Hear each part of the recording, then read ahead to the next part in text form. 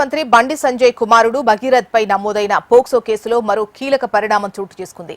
ఈ కేసు దర్యాప్తులో భాగంగా భగీరథ్ కు నోటీసులు జారీ చేశారు పోలీసులు. ఇవాళ మధ్యాహ్నం 2 గంటలకు విచారణకు హాజరు కావాలని ఆదేశించారు. ఈ సందర్భంగా పేట్ బషీర్బాద్ పోలీస్ స్టేషన్ లో బండి భగీరథ్ ను విచారిస్తారు. ఈ కేసుకు సంబంధించి పలు అంశాలపై ఆరా తీయనున్నట్లు తెలుస్తోంది. ఇక భగీరథ్ ను విచారణకు తీసుకురావాలని కరీంనగర్ లో నివసించే అతని మేనమామ వంశీకృష్ణకు నోటీసులు పంపారు పోలీసులు. ఒకవేళ విచారణకు హాజరు కాకపోతే మాత్రం చట్టపరమైన చర్యలు తీసుకుంటామని హెచ్చరించారు. ఇదిలా ఉంటే బాధితురాలి స్టేట్మెంట్ రికార్డ్ చేసిన అనంతరం పోలీసులు ఈ కేసులోని సెక్షన్లను మార్చారు. గతంలో నమోదు చేసిన BNS 74, 75 section 11 red with POCSO act సెక్షన్లు సవరించి సెక్షన్ 51 రెడ్ విత్ 6 కింద కేసు నమోదు చేశారు. ఇదిలా ఉంటే తనకు మధ్యంతర బెయిల్ ఇవ్వాలంటూ బండి భగీరథ్ తెలంగాణ హైకోర్టులో పిటిషన్ వేశారు. అయితే భగీరథ్ దాఖలు చేసిన పిటిషన్పై రేపు వెకేషన్ బెంచ్ లో విచారణ ఉంది.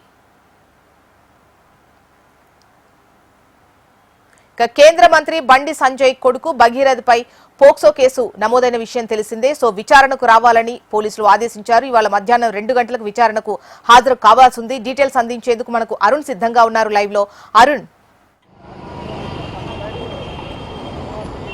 ఎస్ జోష్న, ఏదైతే పోక్సో చట్టం పైన కేసు నమోదైనటువంటి బండి భగీరథ్ను ఈరోజు మధ్యాహ్నం 2 గంటలకు విచారణకు రావాల్సిందిగా సిట్ అధికారులు అతని ఇంట్లో నోటీసులు అయితే జారీ చేయడం జరిగింది. అయితే 2 గంటలకు విచారణకు వస్తాడా లేదా అనేది అయితే మాత్రం కాస్త సంగీత అయితే కనిపిస్తుందని చెప్పుకోవచ్చు. ముఖ్యంగా మనం ప్రస్తుతం ఈ పేట్ బషీరాబాద్ పోలీస్ స్టేషన్ పరిధిలో ఉన్నాము. అయితే పోక్సో చట్టం కింద కేసు నమోదైన తర్వాత డైరెక్ట్గా అరెస్ట్ చేయకుండా సిట్టు వేయడం ఏంటి అని కూడా ఇప్పటికీ కొంతమంది మహిళా సంఘాలు కూడా ఇక్కడికి చేరుకొని నిరసన చేపట్టాయి. అయితే నిరసన చేపట్టినటువంటి మహిళా సంఘాల కార్యకర్తలందరినీ కూడా ఇప్పటికే అరెస్ట్ చేసి స్థానికంగా ఉన్నటువంటి పోలీస్ స్టేషన్లకు అయితే తరలించారు. అయితే ఈ కేసు సంబంధించి ఇప్పటికే ఈ నెల 8న బండి భగీరథ్ పైన పేట్ బషీరాబాద్ పోలీస్ స్టేషన్లో కేసు అయితే నమోదైంది. బాధితురాలు తల్లి ఇచ్చిన ఫిర్యాదు ఆధారంగా పోక్సో చట్టం కింద అయితే కేసు నమోదైంది. అయితే కేసు నమోదైన తర్వాత కాస్త ఆలస్యం చేయడంతో ఈ కేసుకు సంబంధించి కూడా ముఖ్యమంత్రి సీరియస్ అయ్యారు. ముఖ్యంగా దీనికి సంబంధించి కూడా ఈ కేసుకు సంబంధించి పూర్తి వివరాలు పరిశీలించేందుకు సిట్ను ఏర్పాటు చేశారు. ఆ సిట్టు కుకట్పల్లి జోన్ డీసీపీ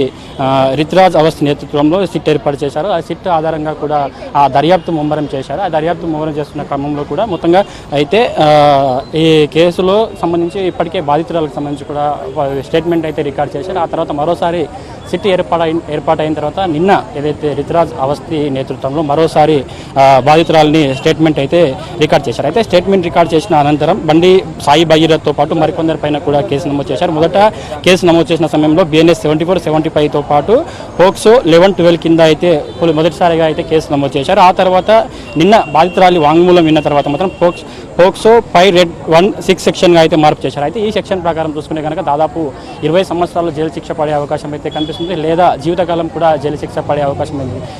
మొత్తం ఈ కేసుకు మాత్రం తీవ్రత మాత్రం పెరిగిందనే చెప్పుకోవచ్చు. అయితే ముఖ్యంగా ఈరోజు మధ్యాహ్నం 2 గంటలకు కూడా విచారణకు హాజరు కావాలని కూడా కరీంనగర్లో ఉన్నటువంటి తన ఇంట్లో నివాసానికి అయితే నోటీసులు జారీ చేసిన నేపథ్యంలో మరి బండి భగీరథ్ విచారణకు వస్తారా లేదా అనే విషయాలు మాత్రం కాస్త సంగీత అయితే కనిపిస్తుందని చెప్పుకోవచ్చు. ముఖ్యంగా ఇప్పటికే కూడా ఈ కేసు పలు రాజకీయ ప్రకంపనలు చేసిన విషయం కూడా తెలిసింది. ఇప్పటికే చాలామంది మహిళా సంఘాల నాయకులు కూడా ఆందోళనలు చేపడతా ఉన్నారు. తప్పు చేసిన వ్యక్తిని జైలుకు పంపకుండా అరెస్ట్ చేయకుండా ఎందుకు సిట్టు వేస్తూ కాలయాపన చేస్తున్నారనే కోణంలో కూడా కాస్త ఆందోళన అయితే చేపడుతూ ఉన్నారు. ఇప్పటికే కూడా పేట్ బషీరాబాద్ పోలీస్ స్టేషన్ పరిధిలో గత 4 రోజుల నుంచి కూడా ఇక్కడికి మహిళా సంఘాలు పెద్ద ఎత్తున వస్తున్నారు.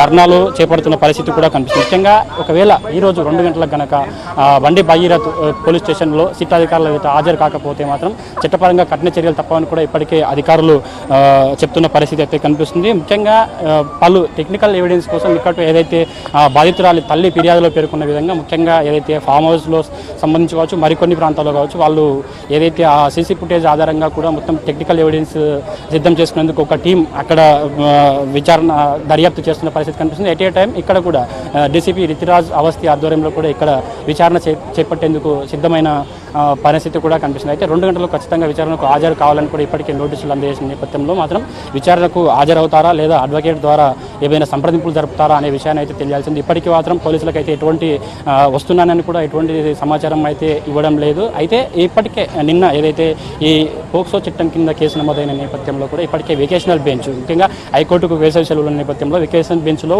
మధ్యంతర ఉత్తర్వులు అయితే మధ్యంతర బెయిల్ పిటిషన్ పై అయితే దాఖలు చేశారు. ఆ బెయిల్ పిటిషన్కి సంబంధించి కూడా రేపు విచారణకు వచ్చే అవకాశం అయితే అంటే రేపు విచారణకు వచ్చే అవకాశం ఉన్న నేపథ్యంలో మాత్రం ఇప్పుడు ఈ విచారణకు హాజరవుతాడా లేదా అనే విషయాలు అయితే తెలియాల్సింది. మొత్తంగా మాత్రం ప్రస్తుతం ఇక్కడ వచ్చే మరికొంతమంది మహిళా సంఘాల నాయకులు కార్యకర్తలు వచ్చి ఇక్కడ ఆందోళన చేపట్టే అవకాశం ఉన్న నేపథ్యంలో కావచ్చు. ఇంకా ఇప్పటికే దాదాపు ఉదయం నుంచి కూడా పెద్ద ఎత్తున మహిళా సంఘాలు పిఎస్డియు పిఓడబ్ల్యూ సంధ్య ఆధ్వర్యంలో కూడా ఇక్కడ ఆందోళన చేపడుతున్న నేపథ్యంలో మాత్రం భారీగా పోలీసులు అయితే రైట్ అరుణ్.